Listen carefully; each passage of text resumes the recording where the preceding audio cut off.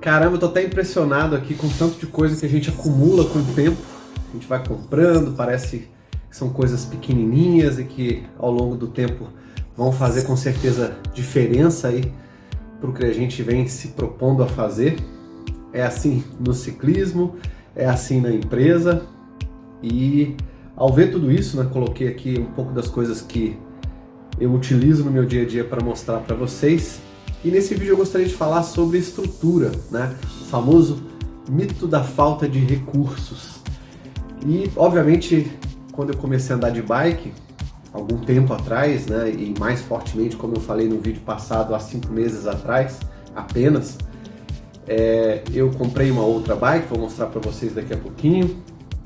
Eu comprei, em função de ter comprado outra bike, tive que comprar outra sapatilha, outro capacete, um pouco mais de uniforme, enfim, a gente vai investindo naquela nova diversão, naquele novo hobby, enfim. E aí a gente pensa que a estrutura, né, num certo momento, vai fazer diferença. E ao longo do tempo realmente faz. E o que a gente precisa pensar é o quão essa diferença estrutural, né, dos recursos, seja recurso financeiro, seja recurso pessoas, embora eu não goste de tratar pessoa como um recurso, mas para esse vídeo aqui sem problemas, recurso financeiro, pessoas, recursos físicos, estruturas, recursos de TI, uma série de outros recursos que a gente precisa, a gente acredita que somente tendo esses recursos é que vai fazer a diferença.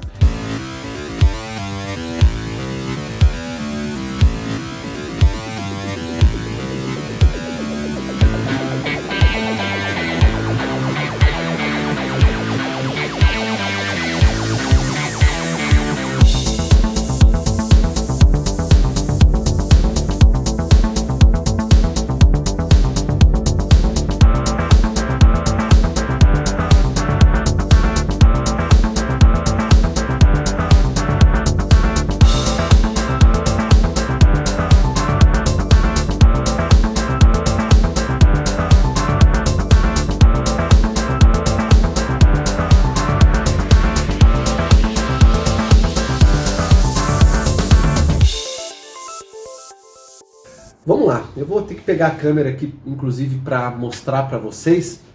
O que vocês acham que... como é que vocês acham que precisa, né? Deixa eu tentar colocá-la aqui para ir mostrando para vocês o que a gente precisa para... não sei se aquele espelho lá vai atrapalhar um pouquinho, mas vamos lá. O que vocês acham que a gente precisa aí para andar de bike? Aqui eu tenho essa meia novinha aqui, colorida, que eu comprei, uma meia mais preta, meu uniforme tá mais para preto, com alguns detalhes, então a gente procura combinar um pouquinho aí as coisas. Luvas, tem luva que comprida, vamos dizer assim, né, que preenche aí os dedos, e tem luva com a ponta dos dedos cortada. Depois eu vou passar esse uniforme aqui, tem uniforme com camisa e bermuda separada. Para quem não é ciclista ou gostaria de ser, é interessante que vocês vão conhecer um pouquinho. A maioria das bermudas ou vem com gel ou vem com uma espuminha assim por dentro, né? E sem essa espuma aqui não dá para andar de bike, viu, gente? Isso aqui é praticamente impossível você andar de bike, principalmente se os trechos forem longos, se a bermuda não tiver essa espuma ou esse gel. Eu prefiro espuma, não prefiro gel, por uma questão aí de qualidade de assento e conforto. Essa aqui é a sapatilha, deixa eu pegar aqui. Essa aqui é a sapatilha para speed. A diferença da sapatilha está aqui embaixo. Essa aqui é uma sapatilha para mountain bike. Vocês vão ver que essa parte aqui da sapatilha, ela é diferente. É onde a gente encaixa a sapatilha, porque os pedais são diferentes, então as sapatilhas precisam ser diferentes. Vou passar rapidinho, viu, gente? Não quero tomar o tempo do vídeo com equipamentos. Esse aqui é um capacete para mountain bike, tá vendo que ele tem essa pontinha aqui. Esse aqui já é um capacete de speed, formato é diferente, enfim. Acho que eles fazem de propósito para a gente investir dinheiro, né? Investir de forma diferente aí. Tem bombinha, né? Sem isso aqui a gente não consegue sobreviver na estrada, se furar pneu. E aí, pneu da mountain bike maior, mais grosso, olha só, precisa de câmara de ar mais grossa, remendo. Aqui tem dentro uma espátulazinha e os remendos para consertar. Para Speed a mesma coisa, tem a câmara de ar mais fina, como vocês podem ver, remendo e espátula para se caso a coisa acontecer. Aqui tem uma bolsinha que eu levo na mountain bike, eu levo os equipamentos, tem uma parte de baixo aqui que dá para levar outras coisas. Às vezes, quando eu vejo que pode chover na mountain bike, eu comprei essa capinha aqui que é para guardar o telefone. Tem, se eu vou andar à noite, esse brinquedinho aqui, ó, que é a luz. Aqui o suportinho dela para colocar no guidão. Chavezinha, tem várias chaves, Allen, Fenda e uma série de outras chaves. Sem isso aqui a gente não sobrevive. Óculos diferentes, né, de modelos diferentes, de cores diferentes. Geralmente a gente compra óculos. Eu comprei dessa marca Oakley aqui, vem nessa caixinha legal. Ele vem, deixa eu mostrar para vocês. São 1, 2, 3, 4, 5 tipos de óculos. Vem um negocinho aqui para segurar. 5 tipos de lentes, né? Bem legais. Tem uma azul clara, uma amarela, transparente, preta e uma branca. E nesse caso eu ainda não fui, mas eu vou. Por que eu comprei esse óculos? Porque ele vem com esse suportinho aqui, ó, para você colocar lentes de verdade. Então ainda vou mandar fazer a minha lente, preciso ir no oftalmo. Esse suportezinho é um suporte plástico que encaixa dentro do óculos. Ele encaixa aqui dentro e fica assim. Não sei se vai dar para vocês verem, eu não estou com a parte encaixada aqui. Ele fica por dentro do óculos dessa forma e você coloca essa borrachinha aqui para encaixar. Então esse óculos aqui maior, vocês podem ver que ele é mais largo do que esse aqui. Ele é para você colocar esse suportezinho por dentro, para que você consiga ter o seu óculos de grau dentro de um óculos de bike. Aqui tem cera para as correntes, aqui tem um lubrificante também. Hoje à tarde vou limpar minha bicicleta, vou passar os dois. O que mais? Tem uma bandana, eu preciso usar, por conta de ter esse teto solar aqui, preciso usar a bandana por baixo do capacete. Tem uniformes aqui, calça e blusa para frio, né, que são manga comprida e calça. Aqui garrafinhas, as bikes têm lugares para 2 garrafinhas, eu sempre levo. Aqui tem os meus suplementos, suplemento alimentar, e eu tomo whey protein, L-carnitina, aqui BCAA, aqui palatinose e assim por diante. Aqui a minha bolsinha, isso aqui é muito importante, me salva bastante, porque nem sempre a gente está com um uniforme, ou até mesmo quer levar as coisas aqui atrás. As blusas tem um lugar aqui atrás, eu vou mostrar para vocês, para a gente levar as coisas, mas eu gosto de levar aqui. Tem uma bolsinha onde a gente coloca a câmara de ar, chavezinha, coloca tudo aqui. E esse recipiente aqui é para a gente levar água. A água a gente toma a partir desse caninho, funciona. Isso aqui é uma mão na roda para longas distâncias, principalmente. E uma coisa de uniforme que talvez para quem não conheça, isso aqui chama bretelle. É uma bermuda que na verdade é um macacão, né? Deixa eu ver se dá para mostrar dessa forma aqui. Tem a bermuda na parte de baixo com a espuma, e na parte já aqui é um macacãozinho que a gente põe por baixo. E esse macacão aqui, essa parte aqui a gente põe no ombro. E por cima, esse aqui é um uniforme que eu comprei. Não tem patrocínio, mas da La Maglia, uma marca muito boa. Essa aqui é a blusa.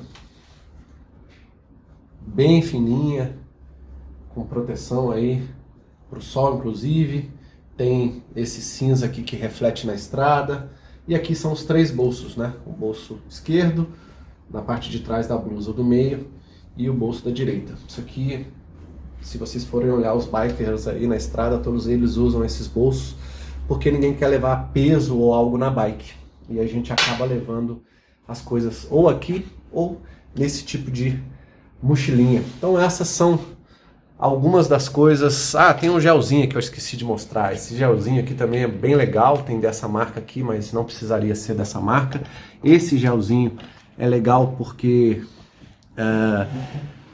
eu utilizo ele porque ele é como se fosse um suplemento, né, tem aqui parte doce e salgada, é como se fosse um carboidrato em gel para suplementar aí, porque dependendo da distância que a gente percorre, a coisa pode complicar. Esses são os itens, vamos dizer assim, os acessórios que a gente pode utilizar aí para bike. Agora eu queria mostrar rapidamente ali os meus dois tipos de bike. Vamos lá, tá lá fora, deixei ali fora inclusive para lavar a minha Speed hoje, que é uma bicicleta preta, eu vou mostrar para vocês. Bora lá. Essa aqui, pessoal, é a minha mountain bike, pneu bem mais largo, uma bicicleta um pouco mais antiga, uma tecnologia um pouquinho mais antiga, me satisfaz bastante. Já comprei há quase 8 anos, eu acho, ou 9, se eu não me engano. Tem esse punho aqui diferente para descansar a mão. São 27 marchas. Essa aí é a mountain bike para terra. Inclusive tá bonitinha assim, limpinha, porque eu fiz uma revisão logo no fim do ano e não andei ainda com ela. Vou andar essa semana. E essa aqui é a minha bike mais nova, é a Speed. Tá toda suja, vou limpar hoje à tarde. Coloquei um suportinho aqui, é nesse suportezinho aqui que eu gravo os meus vídeos com o telefone. Ele encaixa certinho. É uma bicicleta, como vocês podem ver aqui, ó, o pneu é bem mais fininho, a bicicleta pesa 7 kg, muito mais leve do que a outra. 2 suportes para água, tá aqui. Essa é a bike que eu ando aí na estrada. Então esses são os meus 2 brinquedos aí, só para mostrar um pouquinho para vocês. Bom, pessoal, vamos falar agora da parte séria aí do vídeo, né? Mostrei isso tudo, mais de curiosidade aí para quem não é ciclista. Acho que faltou, inclusive, somente mostrar o fonezinho de ouvido. Esse aqui é um fone wireless, plugo no Bluetooth, quer dizer, né? Plugo ele no telefone, vou escutando. Sem esse cara aqui, acho que eu não sobreviveria na estrada. O silêncio me incomoda muitas vezes. Eu sou plugado em música o tempo inteiro. Vamos falar sobre a parte séria. Primeiro, esse lance, né, que eu chamei aí de mito da falta de recursos. Primeira coisa que você tem que entender é um mito, né? Obviamente, depois que você tem uma certa estrutura, uma boa bike, equipamentos, acessórios, né, adequados, logicamente você consegue ter outros resultados. Mas até mesmo na bike, e eu sou muito assim com as minhas coisas, né? Eu procuro dar certos saltos de acordo com aquilo que eu vou conquistando, né?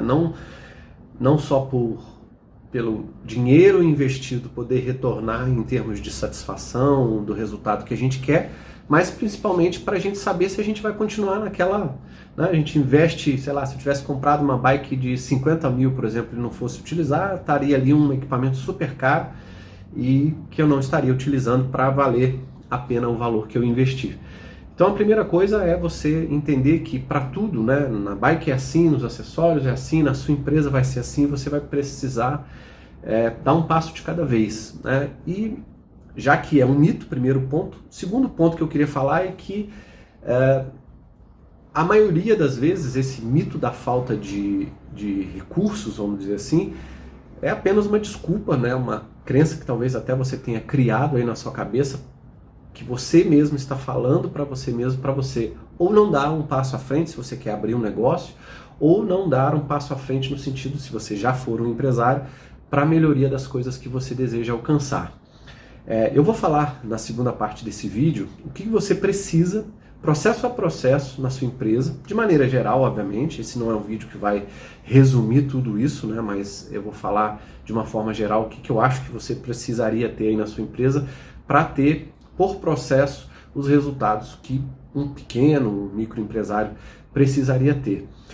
Um ciclista, por exemplo, né, que deseja evoluir, vai precisar de estrutura, vai precisar, como eu disse, de alimentação balanceada, vai precisar de um treino variado, vai precisar, com o passar do tempo, até de um acompanhamento. Hoje em dia tem o que a gente chama de bike fitter, né, que é um profissional, geralmente educador físico, que te coloca num lugar, mede, né, tira as suas medidas, as medidas da sua bike, vê se a sua bike, o tamanho dela, quadro, proporção, posicionamento estão corretos, a altura e a flexão do seu joelho, e ele fala várias coisas como se fosse um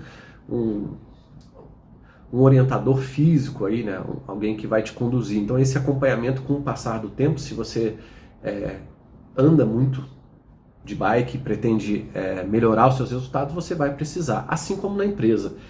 Você vai precisar de um consultor, você vai precisar de um contador, você vai precisar de um coach, você vai precisar de um mentor. A depender do momento que a sua empresa está, você, em algum elemento que você não tenha condição ou não tenha conhecimento, vai precisar de apoio para te ajudar a melhorar naquilo que você deseja. Outra coisa, né? Eu anotei aqui, local adequado. A sua empresa vai precisar ter um local adequado. A depender da sua persona, né, do seu público, se o seu local, que é, né, um dos 3 P's aí do marketing, não tiver adequado, muito provavelmente você vai ter dificuldade de vender para aquela persona que você está pretendendo. Recursos estruturais, acessórios, o próprio equipamento. Nós também na empresa vamos precisar ter os recursos adequados. E aí, pessoal, a gente começa a passar para uma outra parte nessas analogias, né, que sempre saem da mão da estrutura, né, sempre saem do aspecto apenas da estrutura e vão também para as pessoas. Afinal de contas, toda empresa é uma mescla entre processos e pessoas. E estrutura está dentro de processos, né? Por quê? Porque eu tenho, na verdade, a maioria das empresas tem aí 5, 6, 7 processos. Processo operacional, o processo financeiro e contábil, vendas, marketing, gestão de pessoas, muitas têm logística, outras têm manutenção, outras têm administrativo separado, enfim. A gente tem aí 6, 7, 8 tipos de processo. Pelo menos esses 5 que eu falei primeiro são os principais e toda empresa, mesmo as microempresas, deveriam pensar e trabalhar com esses processos sendo estruturados. E aí, quando a gente faz uma analogia, né, de estrutura do ciclismo para a estrutura da empresa, a primeira coisa que a gente tem que pensar é com quanto eu preciso e eu posso iniciar, se eu estiver iniciando no ciclismo, por exemplo. Já vou iniciar numa bicicleta de 50 mil, de 10 mil, de 500 reais, é com quanto você tem, né? Comece com o que você tem para que você vá dando saltos aos poucos. Na empresa é assim, eu não tenho condição de abrir uma empresa ou de investir no equipamento, ou de investir no estoque, ou de investir independente daquilo que eu deseje fazer. Eu não tenho a grana para investir, né? E às vezes não é só dinheiro, e muitos empresários, principalmente os microempresários, alguns pequenos também erram muito, acham que o dinheiro de investimento é o que vai bancar a empresa durante muito tempo. Não, você precisa de um capital de giro. Investimento é aquele que tem início, meio e fim. Você vai colocar na empresa, seja quando você estiver começando a empresa, ou seja ao longo do tempo, você vai investir esse dinheiro com um intuito final. Esse dinheiro vai acabar. Eu investi na empresa para montar um escritório, móveis, impressora, software, tal, tá tudo montado, tá, esse dinheiro acabou. Então esse dinheiro não faz parte do seu capital de giro. O capital de giro é o dinheiro extra, diferente desse dinheiro que chama investimento, que vai aguentar, né, vai segurar as ondas da sua empresa durante um bom tempo, caso você não tenha vendas ou se você tiver umas vendas muito baixas, né? É o dinheiro que vai segurar as ondas aí. A gente precisa dos dois. A gente precisa transformar, às vezes, se a empresa já tiver alguns anos, capital de giro em alguns investimentos, né? Vou juntando capital de giro.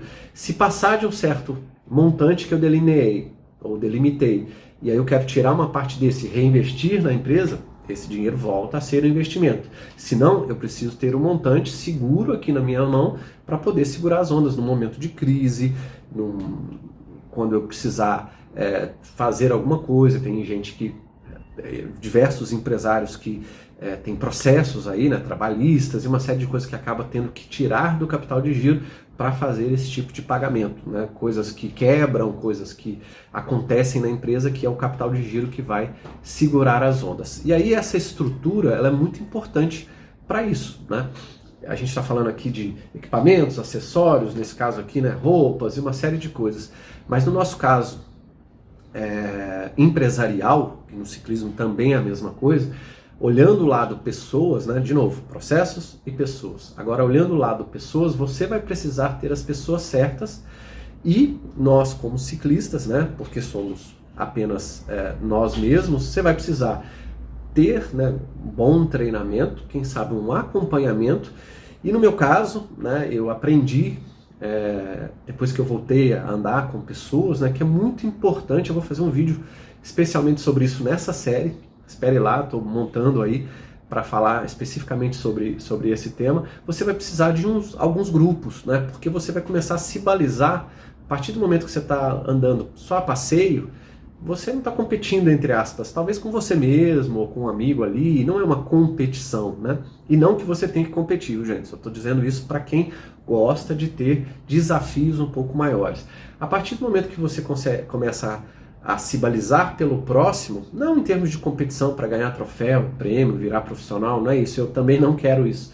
Mas a partir do momento que você vê uma pessoa melhor do que você, e você consegue conversar com ela, ela usa outro tipo de equipamento, ela usa outro suplemento, ela foi no outro bike fit, a bicicleta dela é diferente, assim, e assim é no negócio. A partir do momento que você sai da sua empresa e conhece outros empresários, de outros mercados, inclusive, não precisa ser do seu. Você vai ver, aquele cara usa aquele software para fazer gestão, ele controla a rotina dele daquele jeito, ele pensa na estratégia dessa forma. Seja num curso, seja num programa de mentoria, no Mind Master, seja em grupos de empresários que existem por aí, seja batendo papo com amigos, né, que estão aí no seu prédio comercial, alguma coisa assim que você tenha. É importante você fazer, né, esse networking, ter essa troca de experiências para que você se balize, né, enquanto resultado, e aí conversas técnicas em prol disso que eu estou falando, para você saber se você está bom ou se está ruim, porque se você só se baliza no seu número, obviamente se o seu número é 10, amanhã se você atingiu 20, para você dobrou. Mas será que esse dobrar o faturamento é um número bom ou ruim no mercado? É um número para o seu mercado razoável? É baixo? É muito? Margem de lucro, por exemplo, que é uma coisa que eu sempre discuto com os meus clientes, 20%? É 30%? É 40%? Quanto deveria ser ou quanto poderia ser aquilo que a gente está fazendo? E agora eu queria falar, até anotei aqui, alguns pontos bastante importantes. Se a gente for falar em processos, né? E olhando o negócio como um todo, eu notei aqui 1, 2, 3, 4, né, os processos em si e os temas. Agora eu queria que você pegasse aí um papel, um lápis, um papel, uma caneta e anotasse algumas das coisas que eu vou falar aqui. Não são tudo, né, não é tudo que a gente utiliza aí, mas a grande maioria do que eu vou falar agora, inclusive são coisas que eu dou no meu processo de mentoria consultiva para os meus mentorados, para que eles usem nos seus respectivos negócios, porque eu utilizo no meu, acredito que para a maioria deles possa funcionar também, e graças a Deus tem funcionado bastante. A primeira coisa é a estratégia, né? O que você vai precisar para montar a sua estratégia? Tem várias maneiras de se montar uma estratégia de um negócio, né? Você pode usar o Canvas, você pode usar uma planilha, né? Eu dou o Canvas para os meus clientes, dou uma planilha de estratégia financeira para ele modelar e projetar o ano inteiro dele, ver quais vão ser as projeções de receitas e despesas fixas e variáveis, a margem, a curva 80-20. Essa planilha que eu dou para os meus mentorados, ela te dá várias coisas financeiras, para você projetar as finanças e saber quais são os números que você vai tirar de tudo aquilo que está no seu Canvas ou na sua ferramenta de estratégia que você desenhar.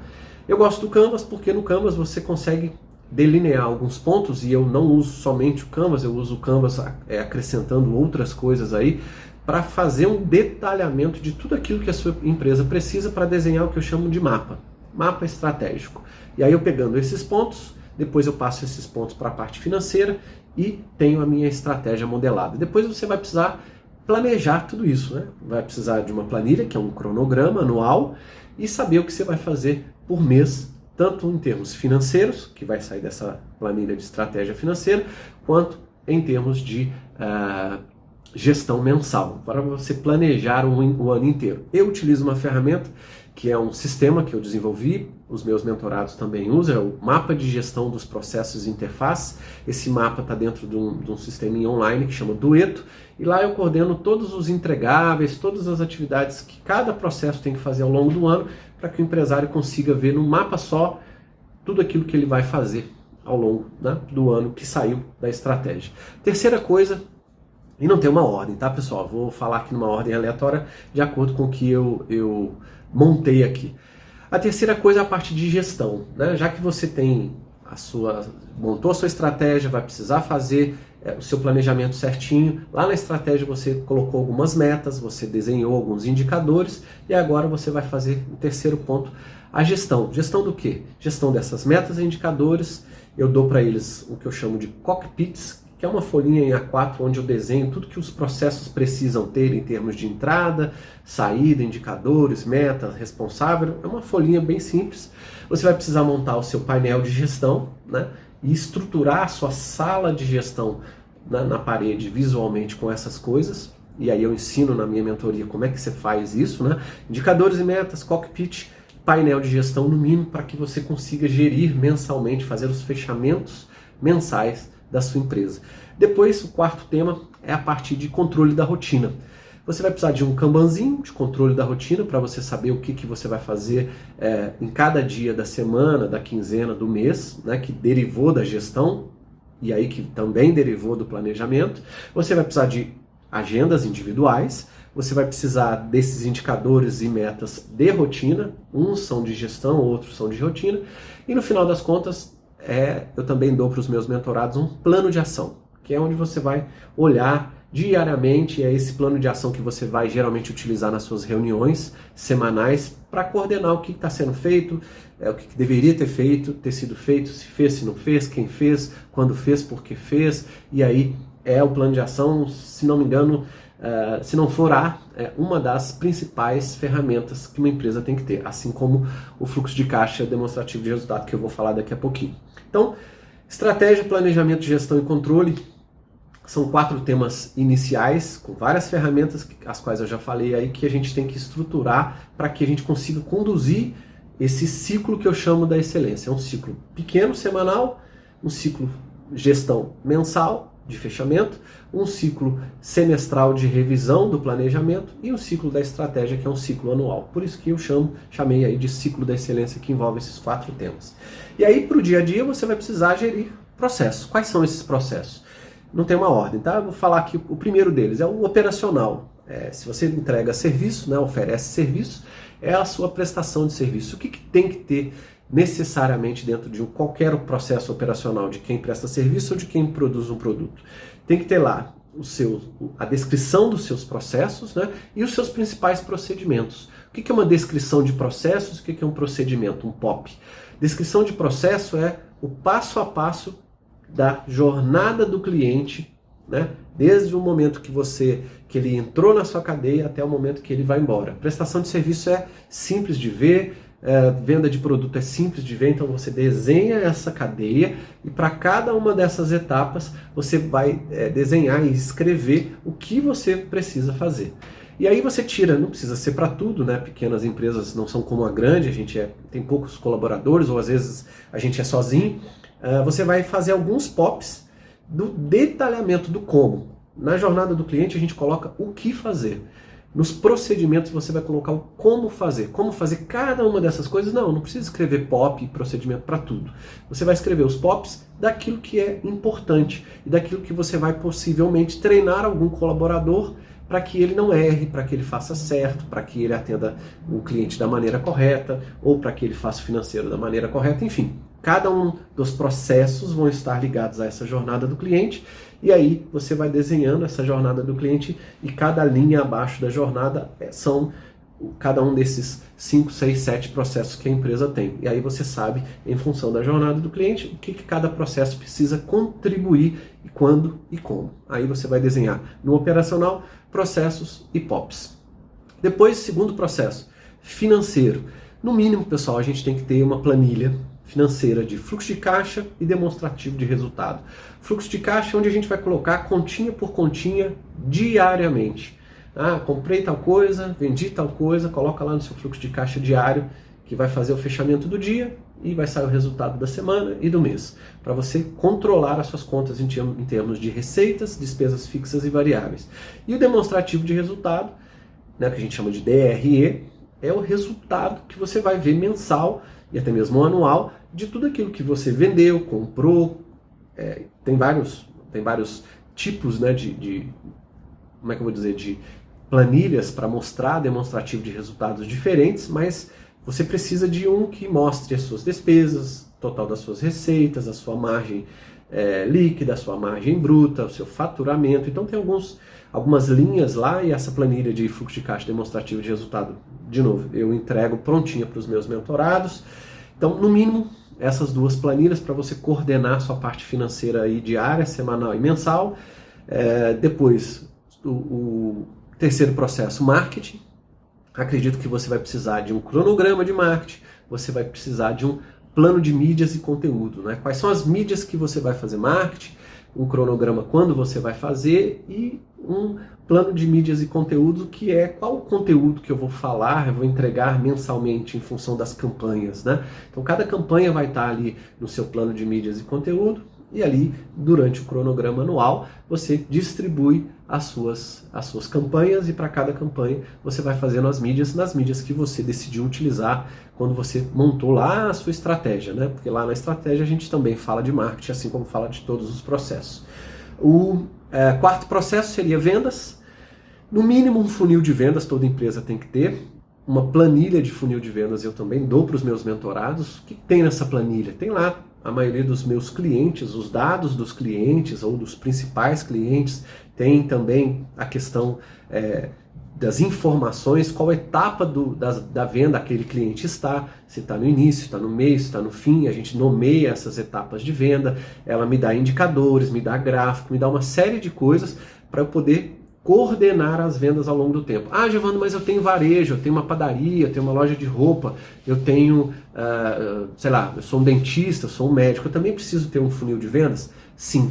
Você vai fazer vendas e vai colocar no funil de vendas cada uma das pessoas que, por exemplo, quem tem uma padaria. Não, você não vai colocar, entrou, você não sabe nem o nome da pessoa que entra numa padaria, né? Então você não vai captar o nome da pessoa e colocar cada pessoa que entra na padaria. Não, você vai montar um funil de vendas, que não é o funil de marketing, né, que entram leads ali, marketing digital, isso é uma outra coisa. Esse funil de vendas que eu falo é para vendas mesmo. Você tem ali, quem sabe, empresas que você vai querer vender, você tem ali os melhores clientes, então você monta para quem tem varejo, para os seus melhores clientes, para aqueles que compram com mais rotatividade, com mais frequência, para que você mantenha esses clientes, possa entrar em contato com eles, possa saber a data de aniversário, possa mandar o WhatsApp, enfim. O seu funil de vendas para varejo é a mesma planilha, é da mesma forma que a gente monta, mas a gente monta de forma diferente para que você possa trabalhar de forma diferente. Quem tem um serviço como eu, aí sim, né, como um cliente a gente precisa encarar como um projeto, eu preciso ter lá o nome do cliente, quando eu comecei a prospectar, quando é que foi o primeiro contato, o telefone dele, todas as informações do cliente, desde o primeiro contato, se foi me passado através de uma indicação, se ele veio via Instagram, veio via WhatsApp, enfim, desde quando ele chegou para mim, quais foram as etapas que eu passei com ele? Já enviei a proposta, liguei, ele está analisando a proposta para eu poder fazer essa gestão da venda. Por quê? Porque são menos clientes, né? Quem presta serviço do que quem entrega produto. Então você tem que montar funis de vendas, mas toda empresa precisa ter um seu funil de vendas. E o último processo, né, ou penúltimo, vamos dizer assim, é o de gestão de pessoas, que é um dos que precisa de mais coisinhas detalhadas, afinal de contas as pessoas são muito importantes, né? Então você vai precisar de uma avaliação de perfil comportamental dos seus colaboradores e sua, você precisa ter isso, porque é a partir da avaliação de perfil comportamental que você vai poder conduzir quem é que pode desempenhar qual função, se as pessoas estão no lugar certo, se não está. Casado a isso, você vai precisar de uma descrição de cargos e salários, para você, em função da jornada do cliente que você desenhou, descrever os cargos que você precisa, com as faixas salariais, para você poder ordenar né, as nomenclaturas dos cargos para cada uma das faixas. Outra coisa que você vai precisar ter é um acordo de metas, né, para cada função. Você precisa ter algumas metas. Pessoas sem metas na empresa, mesmo caixa, mesmo qualquer pessoa que esteja na sua empresa, precisa ter algumas metas com o passar do tempo. E aí essas metas você vai elaborar, bolar aí de acordo com a sua descrição de cargos, para que as pessoas se motivem com o passar do tempo para atingir aquelas metas, sejam metas apenas individuais, tem gente que monta também metas em equipe, enfim, existem várias maneiras de fazer acordo de metas, mas você também vai precisar. Outra coisa de gestão de pessoas, a quarta coisa aí, né? Avaliação de perfil comportamental, descrição de cargo, acordo de metas, avaliação de desempenho. É uma planilhinha, assim como acordo de metas e descrição de cargos, eu dou para os meus mentorados, onde você vai avaliar tudo aquilo que você, já que você descreveu o cargo da pessoa, né, fez uma descrição do cargo, acordou as metas de 3 ou de 6 em 6 meses, ou uma vez por ano, pelo menos uma vez por ano. Né? As pequenas e microempresas eu acho legal fazer 2 vezes no ano, semestralmente, né, em julho e em dezembro. Você vai precisar avaliar o desempenho, já que você tem um acordo de metas, você vai precisar avaliar o desempenho. E dando notas lá. Então essa planilha a gente bola, tem lá vários percentuais, o que em cima da descrição de cargos, quais são os treinamentos que a pessoa precisa ter, se ela atingiu, se ela não atingiu, as metas que eu dei, se ela não atingiu, se atingiu, qual percentual, para que no final das contas eu consiga fazer essa avaliação e dar uma bonificação, uma premiação, distribuir lucros, enfim, aquilo que a empresa suportar para motivar também, não só financeiramente, mas em termos de pagar um curso, pagar alguma coisa para o colaborador evoluir no cargo dela, seja um curso, um software, seja um curso qualquer, algo que a própria função dessa pessoa esteja necessitando e assim por diante. E por último, o que os coaches chamam aí de plano de desenvolvimento individual, ou uma matriz de qualificação, podemos chamar também dessa forma, né? Que é você pegar os gaps, né? O que aquela função, já que você descreveu a função, quais são os treinamentos que aquela pessoa precisa ter para desempenhar aquela função. E nem todo mundo vai estar em 100% em tudo, né? Então, eu, Gevandro, tenho a função gerente X, para a função gerente X eu preciso ter essas habilidades, conhecimentos, enfim, né? E aí, como é que eu estou em cada uma delas? Por percentual, e aí nesse plano de desenvolvimento você vai desenvolvendo a pessoa. Agora você está aqui 50%, esse semestre para você passar para 75%, você vai precisar fazer A, B, C, você vai precisar participar daquele treinamento. Então você, com um plano de desenvolvimento individual, uma matriz de qualificação, você qualifica as pessoas. Você pode pagar alguém externo para vir qualificar, você pode mandar o seu colaborador para um lugar para se qualificar, ou você mesmo pode qualificar as pessoas, se você não tiver grana para pagar alguém, tiver conhecimento, habilidade para fazê-lo, você mesmo pode qualificar as pessoas. Então, isso para gestão de pessoas. Aí tem processos como de manutenção, que tem empresa que tem, você vai ter que ter o seu plano de manutenção, tem empresa que tem plano de manutenção de veículos, plano de manutenção de equipamentos, ar-condicionado, tudo aquilo que precisa ter aí na empresa, de software, porque precisa atualizar, e manutenção também é atualização. Tem empresa que tem processo logístico, que você vai precisar descrever o seu processo logístico para ver qual é o passo a passo, se você está economizando, que tipo de logística você tem, enfim. Aí tem diversos tipos de empresa. Esse vídeo ficaria enorme se eu tivesse que descrever cada um dos detalhes para cada um dos processos. Mas é isso, eu acho que consegui resumir bem aí em termos de mito da falta de recursos. Você tem isso aqui tudo que eu falei na sua empresa hoje? Muito provavelmente não. Né? Se você quiser o meu apoio, entre em contato, né? Faça aí um processo de mentoria, caso você tenha condição e ache necessário. Se não, procure pegar esses temas que eu falei e ir construindo aos poucos para o seu negócio, né? Afinal de contas, ninguém começa com tudo isso aqui, mesmo que estiver começando uma empresa amanhã, você não vai começar uma empresa já com tudo isso pronto. São raríssimas as pessoas que começam uma empresa totalmente preparada, que tem o conhecimento de tudo isso já num primeiro momento. A gente vai adquirindo isso aos poucos. O importante para a gente finalizar esse vídeo, se você está começando, começa pequeno, mas comece. Agir é principal, é muito mais importante do que ficar planejando. O alemão tem os alemães, né, eles têm um ditado que diz o seguinte: preferível 80% implementado do que 100% planejado. E é verdade, né? A gente fica planejando e acaba planejando.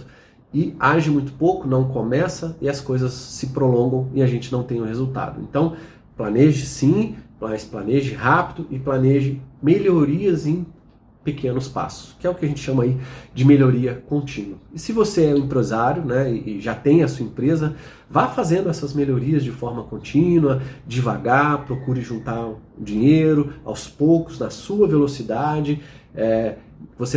Se você não tem a estrutura que você precisa ter, coloque como meta a estrutura que você deseja e vá buscando aquilo que você precisa para atingir esse tipo de resultado. E aproveite principalmente o início do ano aí para pensar nessas coisas, na estratégia, no planejamento que eu falei, pensar nos seus processos, estabelecer as suas metas, de preferência escrevê-las aí, né? Porque você vai precisar olhar para a sua empresa ao longo do ano e saber se você está atingindo os resultados. E não deixe de fazer um plano de ação, colocar para você mesmo no papel se você está cumprindo, quando você vai fazer o quê, para que tudo isso esteja estruturado, né? A falta de estrutura muitas vezes é até preguiça, né? Porque hoje em dia tem muita ferramenta, muita coisa, inclusive gratuita na internet, o acesso à informação está super fácil, basta você procurar e querer fazer as coisas. É um mito esse da falta de estrutura. Comece com o que você tem, faça da forma como você sabe, procura apoio quando você puder, da forma como você puder, mas faça. É muito importante você agir hoje, melhorar continuamente e fazer as inovações mais pesadas de acordo com o que você vai adquirindo robustez financeira, de estrutura, mas agir rápido para que você não perca o time de diversas coisas aí na sua empresa. Espero que esse vídeo tenha sido válido aí para vocês e que essas analogias tenham sido interessantes. Não achei que eu tivesse tanta coisa aqui, confesso para vocês, de bike a gente vai comprando, vai fazendo as coisas, e na empresa é a mesma coisa, mas eu acho que é uma forma didática e simples de mostrar para vocês 2 mundos, 3 mundos, né? Falei para vocês que eu ia falar da música também. A música é a mesma coisa, né? Eu tenho lá o meu estúdio, não comecei o estúdio com os equipamentos que eu tinha, hoje tenho um estúdio profissional, que eu consigo gravar com equipamentos profissionais. Isso leva tempo, né? O estúdio, da forma como ele está agora, está fazendo 5 anos. Eu já tinha em casa um home studio com alguns equipamentos. A gente vai evoluindo a maneira que a gente vai conseguindo crescer, fazendo dinheiro, comprando um outro equipamento, fazendo tudo isso. O importante é fazer, colocar as nossas metas, estruturar isso no papel, escrever para a gente mesmo e resultado está aqui. Ação, colocar a mão na massa e correr atrás, na verdade correr na frente, né? Fazer a coisa acontecer para que a gente tenha o resultado que a gente deseja. Fico por aqui, espero que vocês tenham gostado de mais esse vídeo e amanhã tem mais. Um grande abraço e até o próximo. Tchau, tchau.